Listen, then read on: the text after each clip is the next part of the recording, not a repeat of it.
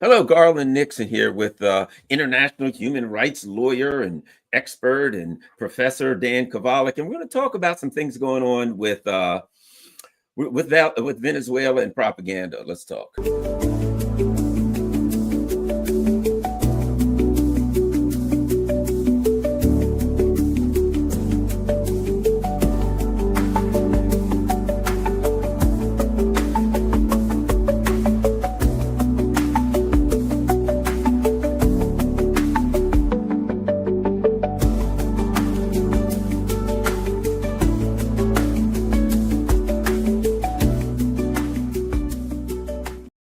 Hello, Garland Nixon here with Dan Kovalik. Someone just said, wow, you just had Lathan, you're back on. Well, one of the things that I do for the people in the chat that don't understand is,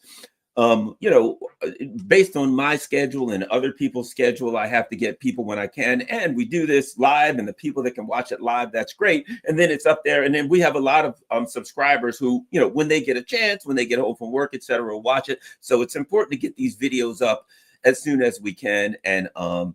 And get people, give people an opportunity to watch them at their leisure. Dan Kovalik. Hey, Dan. Okay, before we get going talking about Venezuela, I understand. Let's you've got a book out regarding Palestine, and I'd like you to let it. Yeah, thank you. Thanks for that, Garland. Yeah, so this is my book, The Case for Palestine: Why It Matters, Why You Should Care. I've gotten great feedback on it. You can get it on Amazon, or you could get it on from my publisher, Skyhorse Publishing. In any case, please pick it up. Thank you. All right. Let me turn off this phone. Look, they must have, the phone must have been like, oh, he's talking about Palestine. Let's quick try to say, my phone's sitting there yapping it. Sometimes when you're talking, your phone actually accidentally thinks you're calling Google or whatever, and then it'll start talking, and mine does that. But at any rate, thank you very much. Where can they find The Case for Palestine? Get it on Amazon. You can get it from my publisher, skyhorsepublishing.com. You can get it at your local bookstore. If they don't have it, you can have them order it for you. Excellent. Dan has a number of other books, including about this subject right now, Venezuela. We're going to talk about this. Let me tell you why. Let me show you what. Let me find it right here. If I can possibly. Okay. One of the things that we have to be wary of is that we are not party accidentally to the neocon propaganda. So there's a story that comes out. ICE deported a Venezuelan soccer star who was tortured by Maduro's regime, right? And a shocking move that raises serious human rights concerns. As soon as I see the word human rights, I know that the neocons are up to horrible things.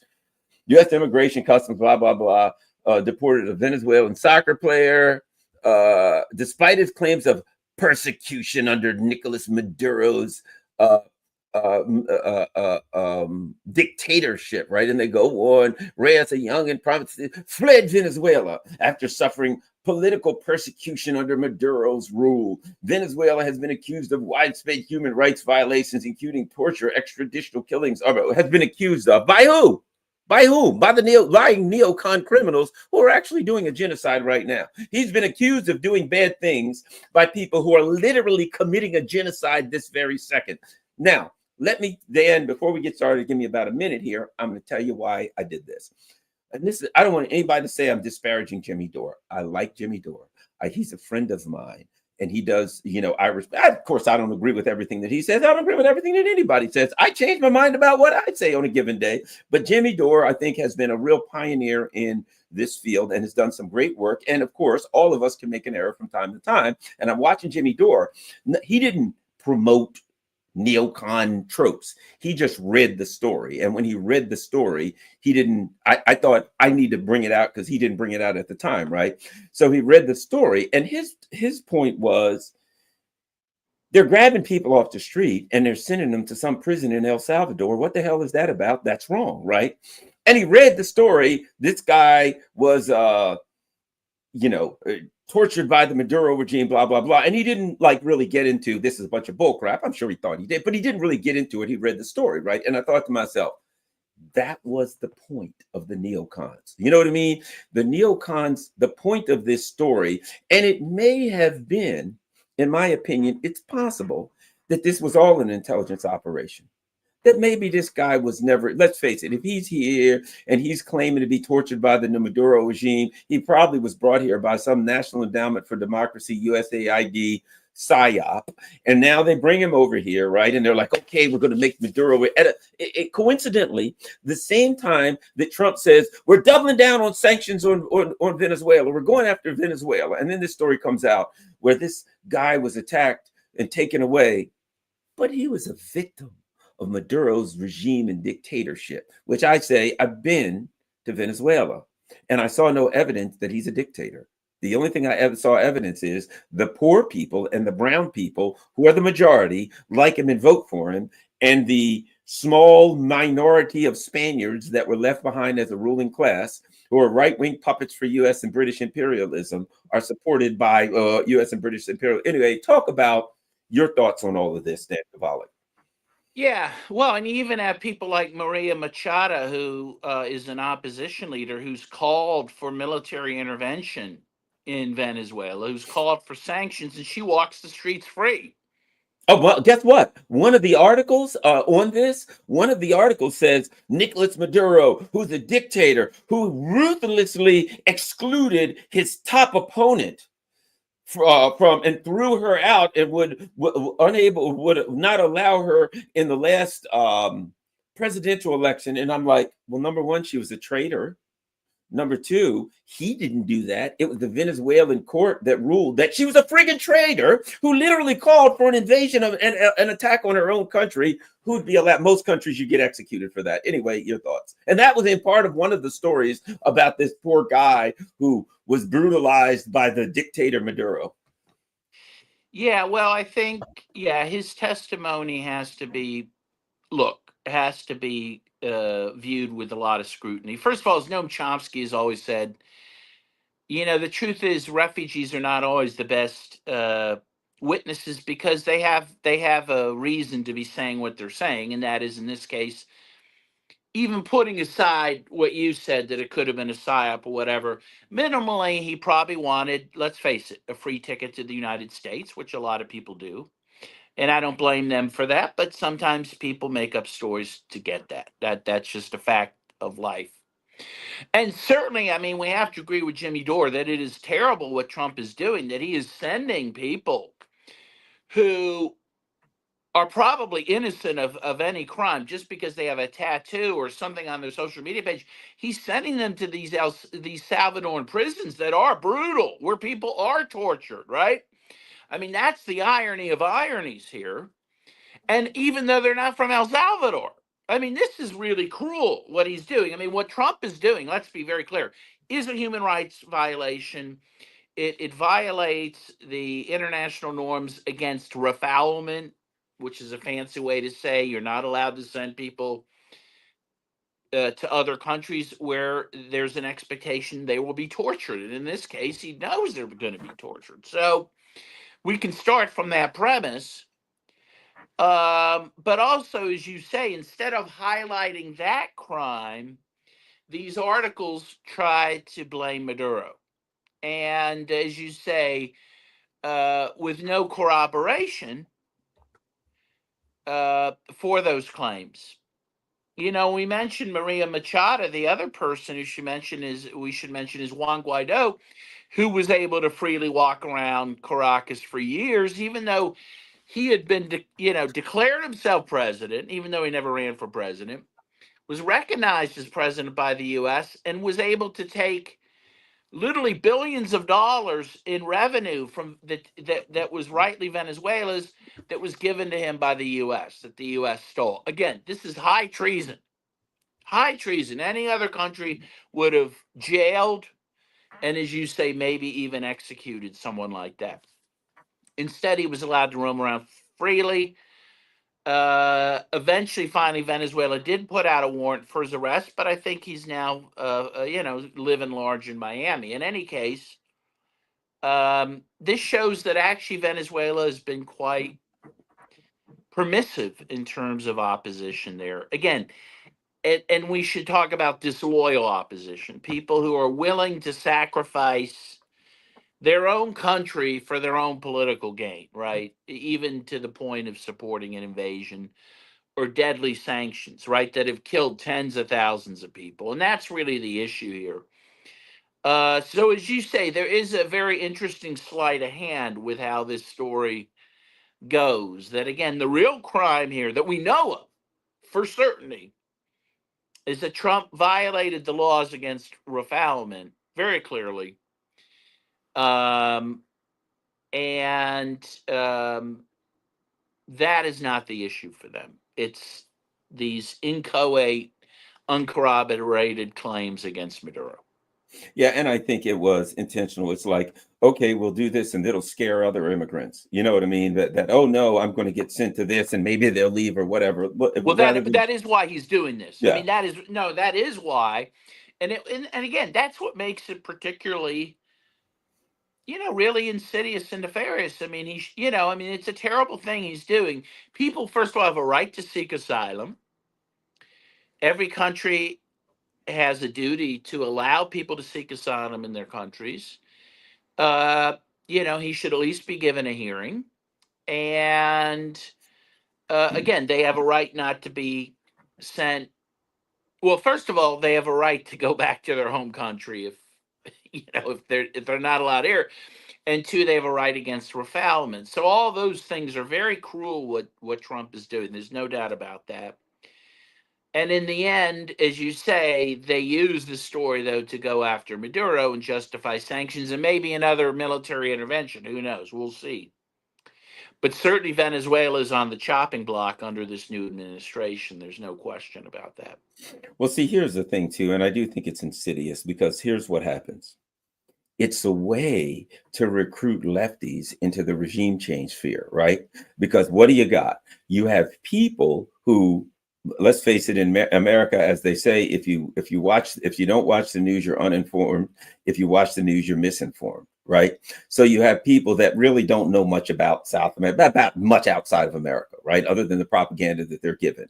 But they're like, hey, I think it's unfair what's happening to, the law is the law. If you have a right to seek refuge here by law, then we should follow whatever laws. If you get a hearing, if you don't get a hearing, the law is the law. If you just walked across the border illegally and you're not supposed, the law says you can't do that. If they send you back to your home country, that's the law. It is what it is, right? So we should follow the law. I have no problem with following the law. But what I think happens here is you take people who look at the immigration, let's say some lefty or some do-gooder, right, looks at the immigration issue and says, I want to make sure that immigrants are treated justly. And then you slip one in on them. You know what I mean? It's like, hey, look what Trump's doing to immigrants. So you got the anti-Trump person, right? Oh boy, Trump's doing it. It has to be terrible. And you slip in the article, this guy who was treated wrong by the dictator. We lost Dan. You there, Dan? Hope Dan comes back. Oh, there he is. Okay. So what you do is it's like slipping poison in with this thing. You know what I mean? Where they can't see it. I already know you don't like Trump's immigration policies. You don't know much about Venezuela. So I'll bring up something that you're going to be unhappy with. And in that article, I'll also slip in dictator, Maduro, torture. So now I can get you to say, oh, yeah, that's right. Look, Trump's even going after people who were tortured by Maduro. I know nothing about that. You see what I'm saying? It's like an underhanded brainwashing technique for people who oppose Trump. They're like, it's like getting the people who oppose Trump to support Nazis in Ukraine. You know what I mean? Getting the people on the left, okay, they're going to support regime change. They're going to support, Zionist genocide. It's a way that they've become really good at of taking people thinking they're doing good and slipping some neocon propaganda in there to turn them to turn them evil, shall we say, or at least to get them to support evil deeds. No, I agree. As you say, no, I think it is. It's a clever propaganda tool here. Again, the story really is about what happened to this guy being sent to El Salvador, but they've turned it into a story about how bad Nicolas Maduro allegedly is. And again, they are priming the population of the U.S., including, as you say, progressives who care about immigrants. They are priming them to support an intervention in Venezuela to overthrow the government, either through sanctions and or through some sort of military intervention, which I think is very possible under Trump. Yeah, I just timing is big. Is it an accident that this comes out and within days, Trump, we're going to put a 25% tariff on anybody who buys buys gas or oil from Venezuela. It is all one operation, in my opinion. Now let's talk about Venezuela. I've been there. You've been there. You know far more than I have. When I was there, one of the things I was able to do with some people was meet with the opposition, actual opposition figures that I didn't necessarily agree with them, but they were willing to sit down and talk. And what I found was this: there is an opposition in Venezuela who says, we don't like the sanctions because they're hurting us also. Right. We don't like an outside power trying to overthrow our government. We just want to run some people, and we want to have a vote and win where we win and try to convince people that we're like any opposition would. They're right-wing opposition. I may not agree with them, but there is a legitimate opposition, which is fairly small because, let's face it, most of the people who vote for Maduro who will come out and say, nah, we're not with these people who are run by the American. Most people don't even know that there is a legitimate indigenous opposition who does not agree with the Juan Guaido and these puppets.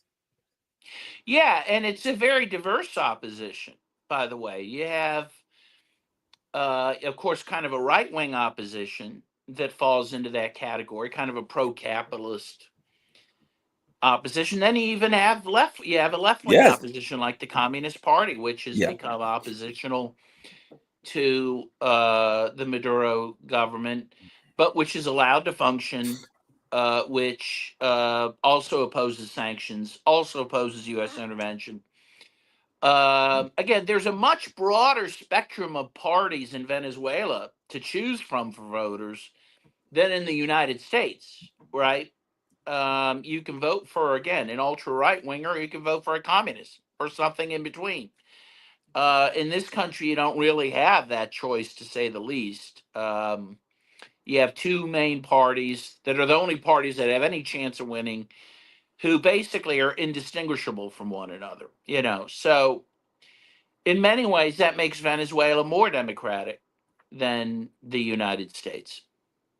Yeah, and the other thing that was in one of these articles. I mean, it was so obvious they hit every point, because in that it was, this guy was tortured by Maduro, who would not allow his female opposition leading opponent to run, which was Machado, in the 2024 or whatever year election, or that was highly questioned by many people throughout the world. Every propaganda point, I think it was Washington Post, went in one story against him. And as you know, also, we'll talk about the Venezuela elections. I observed the elections in Venezuela, and to be quite frank, it's the cleanest elections I've ever seen in my life. And God knows, I wish we had elections like that. Your thoughts on the Venezuela elections and these claims that they're somehow illegitimate? Yeah, well, we like to use the quote from Jimmy Carter from, I think, 2012, if I'm not mistaken. I could have the date wrong, but in any case, around that time, he said that the Venezuelans had the best electoral system in the world. Now, he would later backtrack on that, in all fairness, to some extent. But what he meant by that, and this never changed, is that they had this very elegant electoral system that's in place that you and I have witnessed, which guarantees reliability, guarantees fairness and secrecy, all the things you want in an election. First of all, for those who are conservative, they actually have an ID requirement for everyone. You have to show your ID. Not only that, you have to put your fingerprint, which has already been taken. You have to put that on a machine that reads your fingerprint to verify you're the person in that ID. And then once you do that, you go to a place with a very simple, a place to vote that, allows, screens you from views so that people don't see how you're voting. And you vote both electronically, but you also get a paper receipt. And then you put that paper receipt in a box that is counted that night. And they audit the votes to make sure that the paper receipts match up with the electronic voting, which again we do not have in this country by and large. I guess every state has a different process, but by and large, it's an electronic system with no paper receipts, which is therefore, at least theoretically, open to machinations that no one could ever prove one way or another. So in that sense, again, the Venezuelan election is a process, is a very good process, very impressive process. Yeah, one of the things that I found interesting was the fact that they give you there's a discussion here about IDs, right? And that's even been used. I remember in one state where they said, okay, you can't use your student ID, but you can use your hunting license, right? And I'm like, but you can't use if you're an employee of the city government, you can't. But if you can't, so yes, you got to have an ID. And then they just, decide which ID works best for whoever they want voting. And that in Venezuela, if I recall correctly, when I was there, I think they said at age 14 or 15, everyone gets a national ID. Everyone gets them. And it has your thumbprint. Yeah. And no charge. And it has your thumbprint. Yeah. It has your picture, your information, and the ID has your thumbprint on it. And when you walk up to vote, you put your thumb on this machine and a picture of your ID pops up. Yeah. I saw it with my own eyes. And every single, they call it the horseshoe. And that's the way the polling booth is set up. Every single place in Venezuela, every voting booth is set up the exact same way. Everything is done the exact, which is like so totally different from here. Yes, and that's the one thing people don't give Chavez credit for. I mean, one of the big things he did is democratize Venezuela. In the new constitution, which was, first of all, collectively written by the population through constituent assemblies, which was voted on by the population through a national referendum. And it was a constitution that put this electoral system in place, that created the National Electoral Council, which is a separate cabinet post in Venezuela, separate and apart from the executive branch and every other branch of government. And that's one great thing Chavez did, is to really bring democracy to Venezuela. Instead, they claim, he was a dictator and all that, but he was very much into making sure there was a democracy in that country. And I actually became very close to the head of the Electoral Council, Tibisay Lucena, who died recently, sadly, of cancer. And she was an amazingly impressive person. I can really attest to her honesty and morality. And I always believed whatever she did, whatever, was good. I mean, it was right, and again, very few Americans understand, the existence of that electoral council, of this voting process. And that's why I guess, it should be said, it's important to go to these countries. It's important to see for yourself what's happening. And you'll know that Venezuela is not this hellhole. It's a beautiful place that's struggling because of the sanctions, but that is doing, rather well, even notwithstanding that. What's interesting is this term that's used. Putin's a dictator, right? Assad's a dictator. Maduro's a dictator. And I remember thinking to myself, what is the definition of a dictator? Because I heard people say, well, Putin is a dictator. And I would say, well, explain. I understand what you mean when you say that. And I noticed when I asked people that, they stumped, because as they say, they know the music, but they don't know the words, right? They know that you're supposed to say Putin, Assad, Maduro are dictators, but no one in their circles ever asked them, can we define that, what we mean? And you look at it and you say, well, Vladimir Putin gets 87% of the vote. A dictator is considered a despot, a tyrant, an absolute ruler. What the hell kind of despot, tyrant, and absolute ruler gets 87% of the vote? And our own poll said he was going to get 86%. So I guess he stole the last 1%. And You look at Maduro, you look at Assad. When you actually look at the numbers of support inside their own countries and the way they run the countries, do they run the country as does Maduro run the country as an absolute dictator, as a tyrant, etc.? Well, then how does he tolerate alternative parties and numerous alternative parties? You know, one thing I found out when I went to their polling places, they have observers, which unlike here, they kick observers out, right? They have observers. And I remember when, and this guy was from the Communist Party. This guy was from the right-wing so-and-so party. This was from the right. And so every one of the polling places has observers from all of the parties that are running there, that have a candidate running there. And I'm like, okay, well, they didn't have, that party's pretty small, but they have an observer. So I'm looking at it, I'm like, well, if he's a tyrant and an absolute ruler and dictator, he tolerates other parties. He doesn't use violence against them. And the people there, how do you get 60% of the vote if you're some brutal tyrant? You know, you know what I'm saying? This concept of somebody being a dictator in a country where they are, I don't know the other way to put it, supported, at least in some instances, absolutely beloved and lionized, such as Putin in his country, and others where I can say at least they're very strongly supported in Venezuela. Yeah, well, and of course you saw the pro Maduro demonstrations were huge at election time, and the opposition protests were really tiny. And Maduro was very close to the people physically. I mean, he gets very close to them. He intermingles with them in a way the U.S. presidents never do, even though he's been, the victim of assassination attempts himself, Maduro, because he trusts the people. The other way you look at whether a country's democratic or not, I mean, look at the U.S., look at the polls that show that most people oppose the war in Ukraine. Most people oppose the genocide in Gaza, and yet we continue to prosecute those wars. The government doesn't reflect the will of the people. And a lot of the MAGA voters are finding out Trump, does not reflect what they wanted. He said he was going to end these endless wars. Instead, he's bombing Yemen as we speak, right?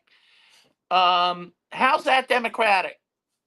The will of the people is not honored in this country.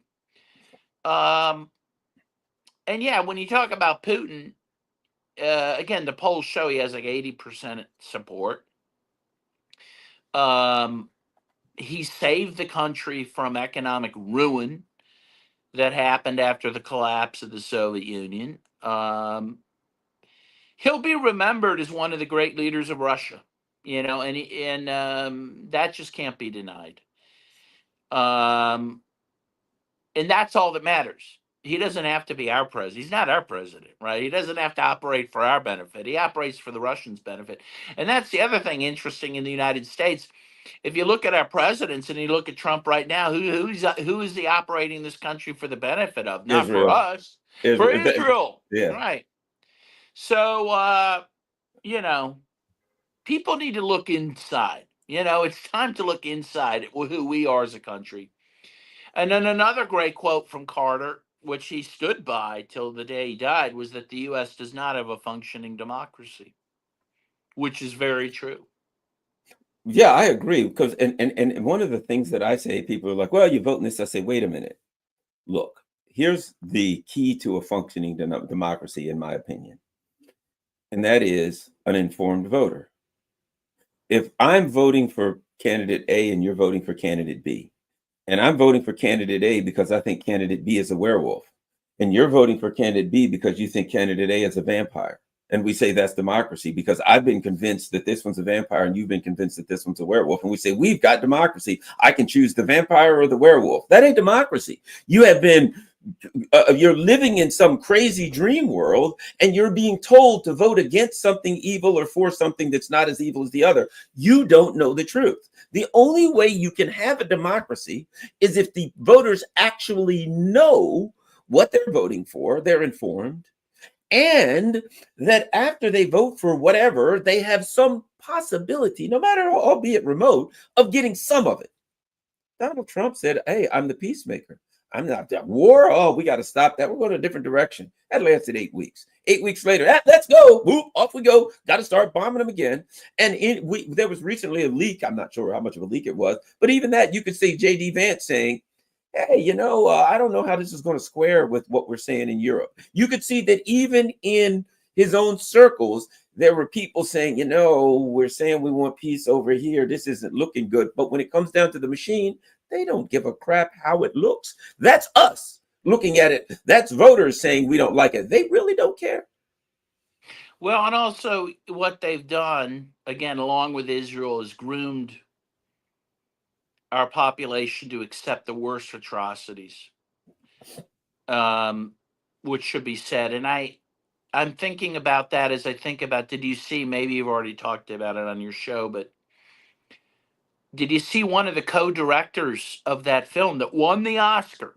Okay, this guy was standing in Hollywood a few weeks ago holding an Oscar in his hand. He went back to the occupied Palestine and was lynched by Israeli settlers. They didn't successfully kill him, but they beat him up, and he's been disappeared. No one knows where he is. What this shows, and again, is the U.S. saying anything about this? No. Is Hollywood saying anything about this? No. But I have to bring that up because this is an example of how they continue to move the bar lower and lower and lower in terms of the limits of what the U.S. and its allies will do against people. And if you can beat up and disappear an Oscar award-winning film director and no one says boo about it, you can do anything to anyone. And that has to be pointed out. None of us are safe. And again, how is that a democracy that would support such a thing? Yeah, and now here we have Haaretz reporting, cuffed and blindfolded all night, no other land, co-director to be freed from Israeli custody. He was documenting a settler riot, which settlers assaulted him while IDF soldiers stood by. Then he was taken in. Then it says in IDF custody. Well, it doesn't mention that he was actually arrested. He was beaten, and they arrested him for the crime of being beaten. Yeah. Right. He and two others were beaten by soldiers, left outside overnight in freezing temperatures. Right. So, I mean, you know what it sounds like? It sounds like the stories you hear about the Jim Crow South, where, in Mississippi or something, they grab some black guy and then they beat him up. And then he bled on a police uniform and they charge him with assaulting an officer because he bled on the police. That kind of Jim Crow. That's the stuff that we hear about every day in Israel. Well, and in fact, far worse. Israel is an apartheid state, and they based their apartheid state in large part on South Africa's apartheid state, which in turn was based on the U.S. Jim Crow South, right? So, I mean, what you're saying is totally true. This is exactly mirrors the Jim Crow South, and it does so by design. It's not an accident. It's not a coincidence. This is what we're dealing with. And this is what the U.S. is supporting. Obviously, it's not a stretch for the U.S. to support it because this is part of the U.S.'s history. Sadly, the worst part of its history. But it's a disgrace. The other thing that happened, and again, maybe I don't mean to go off track, but it's hard not to think of these things. Last week, the same newspaper you just read from, Haaretz, which is an Israeli newspaper, okay? They reported that Israel had the biggest murder of children on any one day ever in its history. It murdered 200 children in Gaza. Wow. And the U.S. has been supporting that. We know that Trump greenlit the, renewed war on Gaza. The U.S. has provided bunker bombs, 2,000-pound bombs, for this war that are being used against people living in tents. And they killed 200 babies on one day. In fact, someone just pointed out, I saw this on social media, there's updated lists of the Palestinians killed in Gaza, which now is minimally 50,000. Everyone agrees on that. It's probably much more, but minimally 50,000. And the first, I forget how many, I think 17 pages of names, the age is listed as 0. These are babies. They're murdering babies with our tax dollars, with our weapons, with our support. It's an abomination, Garland. I know you know that. And there will be a national protest, which I'm going to plug, on April 5th in Washington, D.C., which I'm going to go to. I hope other people go to, against this war. The other thing that we can learn from this, and that's something I talk about, the term imperialism, empire, etc. The other thing we can learn from this is the continuity. Okay, the Biden administration was here, and they were doing what they were doing in Ukraine, and oh boy, we're going to put lots of missiles all around China, and of course we got to do the genocide in Israel, because that's kind of the foundation of the empire right there. That's what's going to happen. And then Trump comes in and like, oh my gosh, I mean, he literally said, judge me by the wars that I end and the new ones that I don't start. Now I'm paraphrasing, but that was almost exactly it, within a few words, right? And 8 weeks in, man, and listen to this. We've got to stop the war in Ukraine. People are dying, they're killing, they're Ukrainians, they're Russians, they're young men, beautiful young men. They have to stop. It's terrible. The Houthis, Ansar Allah, then say, it is our moral and religious duty to stop this genocide. They also say, and I think credibly, legally speaking, the courts have found probable cause or reasonable suspicion, however you want to word it, that a genocide is going on here. And so we have a duty as a country, all countries have a duty to do everything they can to stop that genocide. So they have a moral, a spiritual, and a legal foundation for their actions. And they take actions to stop it. And what does Trump say? Oh, we got to bomb them. They're trying to stop. What they're doing is legal. We're going to protect, how did he put it? We're going to protect the waterways or whatever like this, right? Number one, the U.S. Red Sea does not run. That's not the Gulf of Mexico or America. We don't have any reason or any compelling legal foundation upon which to base our claim that we should protect the Red Sea. But we're just going over there saying, well, they're trying to stop. I mean, in other words, my point being this: if you thought you could vote for one of these two parties and you were going to get anything other than lies or war, you better wake up. Yeah. By the way, even a lot of right wingers are questioning this. Did you see Ann Coulter tweeted out about this? She said, why are we bombing Yemen? She said, is there something in our Constitution that requires the U.S. to be bombing someone all the time? Which I thought was a great tweet. But the point is, he's even losing the right wing. So did, was it Marjorie Taylor Greene, also questioned it, so even his most loyal supporters are saying this is wrong, and it clearly is wrong. Yeah. So back to a little bit more back to Venezuela. Talk a little bit about Nicolas Maduro, who he is, how he came to power, and why you feel that the claims that he's not supported by the people and he's come kind of tyrant or his history and what have you, and this business about him being a tyrant, why you feel that it's false. Yeah, I mean, I've met him a couple times. He's a very affable guy. He was a bus driver. Okay, right. First of all, he's from the working class. He was a bus driver, a union leader, and he's never forgot those roots. In fact, sometimes during an election campaign, he'll drive his own bus around, right?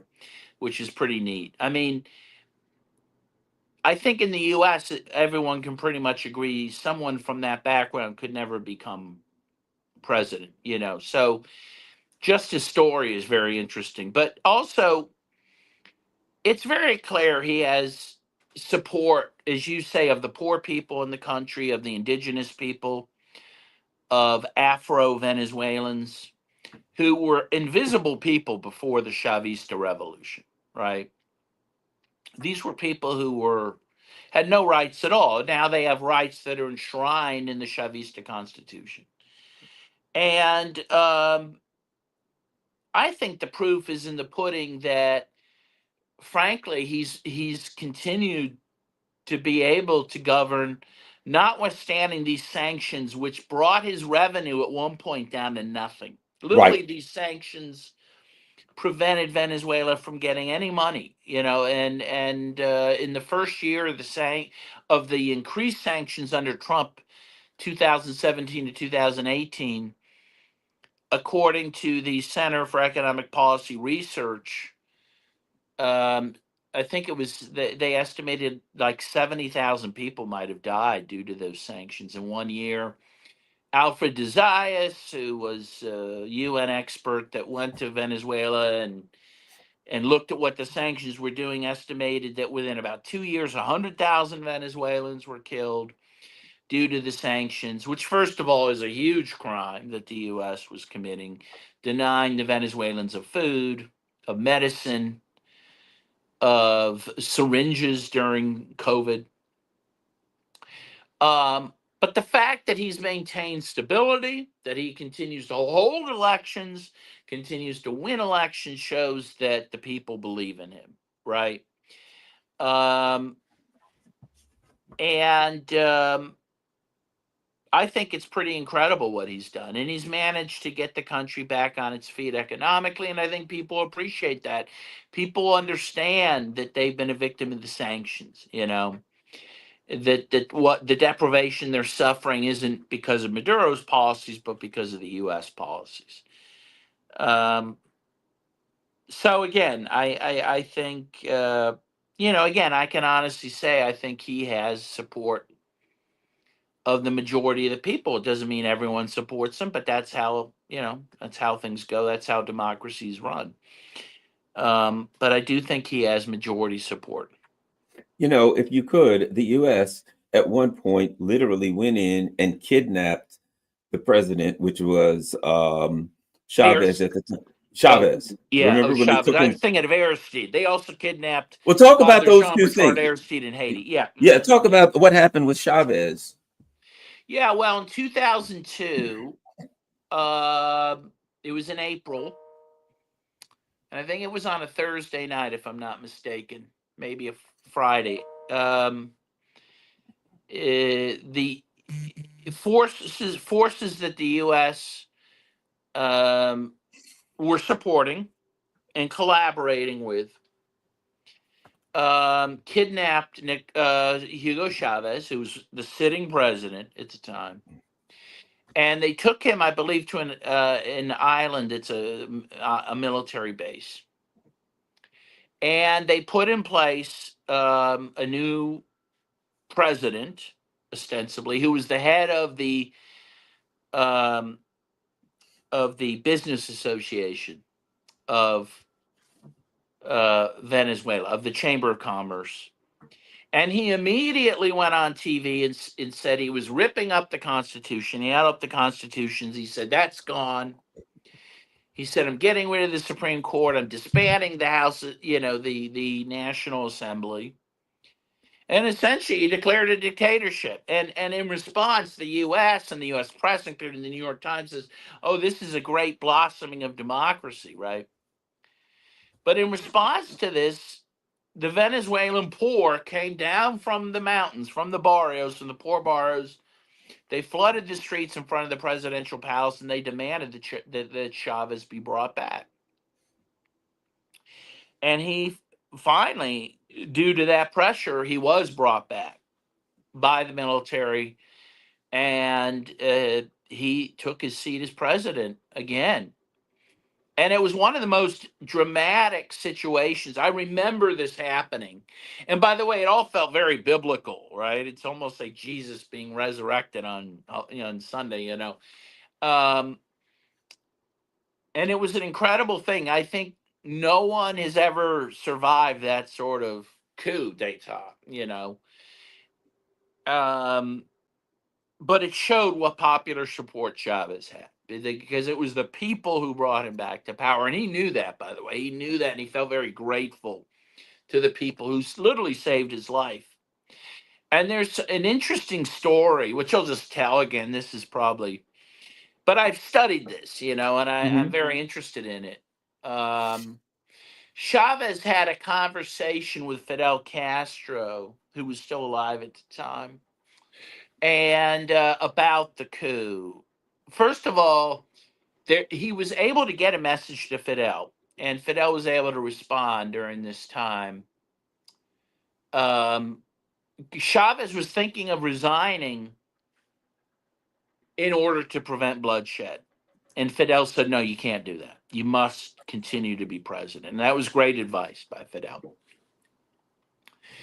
And there was, I believe that message was given to Chavez by a young soldier who was loyal to him, who hid his loyalty to Chavez, who was in the room and was able to get that message to him in a piece of paper that he threw in the garbage, and that Chavez was able to retrieve. Anyway, it's an incredible story.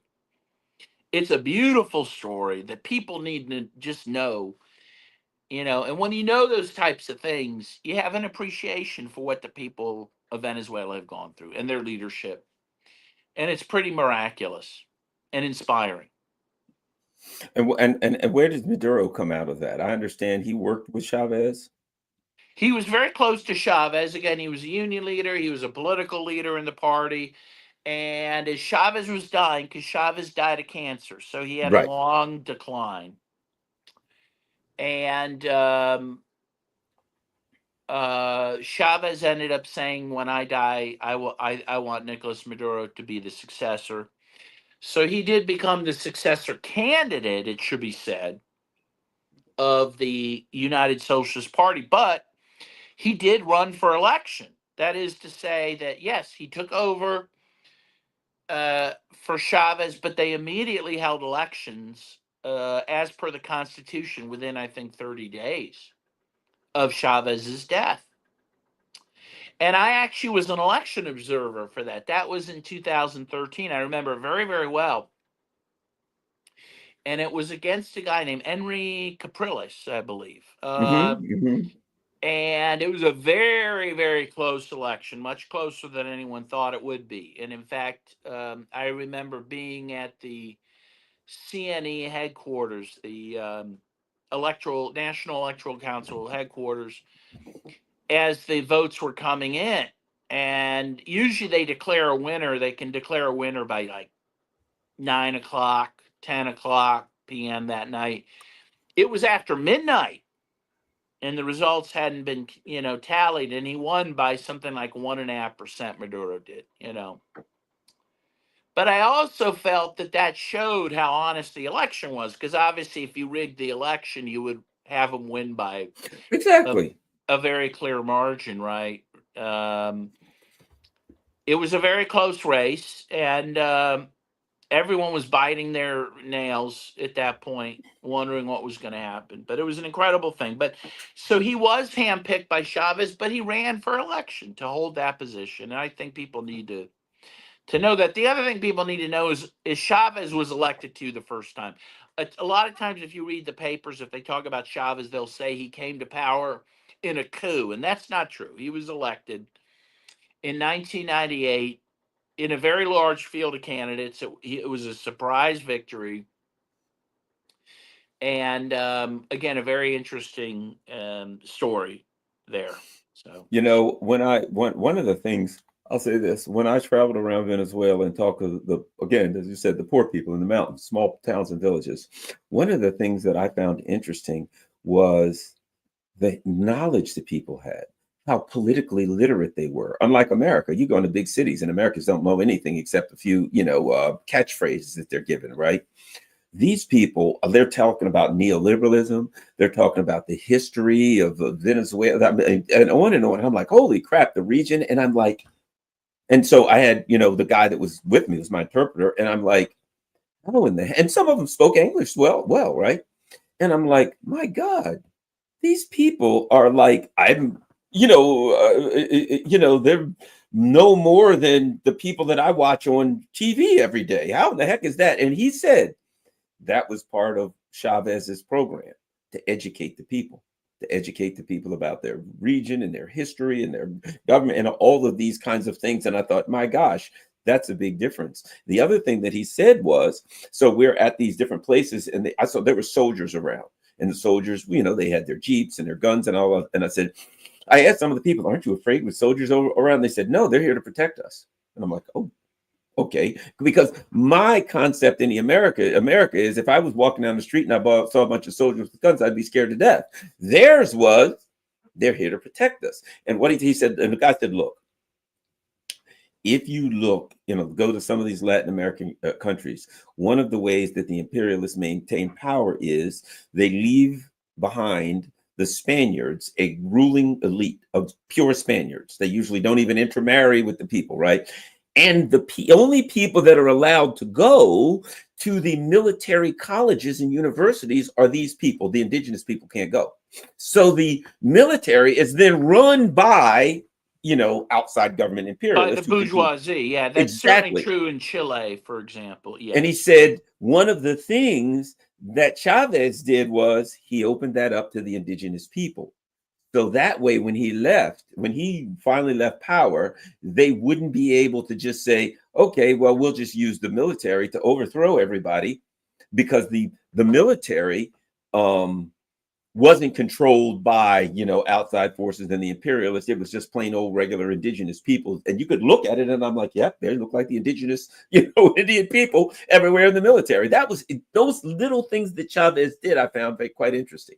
Yeah, well, he had to do that after the coup in 2002. Oh, he had to clean out the army. He had to clean house because he had people who helped overthrow him, you know.